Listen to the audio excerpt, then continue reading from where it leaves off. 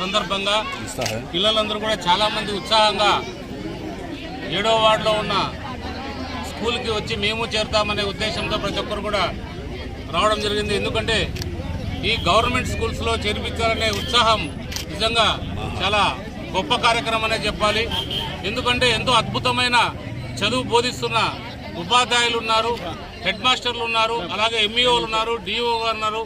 వీళ్ళందరినీ పర్యవేక్షించేదానికి ముఖ్యంగా మా ఎవరైతే యువ నాయకుడు ఉన్నారో నారా లోకేష్ బాబు గారు, ఆయన నిత్యం ఎప్పుడు కూడా ఎప్పుడైతే పిల్లల కోసం చదువు బాగుండాలి, వాళ్ళ చదువు ఏ విధంగా ఉండాలని ఇంటర్నేషనల్ స్టాండర్డ్స్లో ఉండాలనే ఉద్దేశంతో అన్నీ కూడా ఈ బడి పిల్లలకు కూడా పెట్టడం జరిగింది.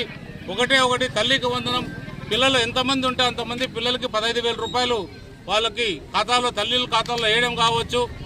అలాగే సన్న బియ్యంతో మధ్యాహ్న భోజన పథకం, డొక్కా సీతమ్మ మధ్యాహ్న భోజనం పథకం కూడా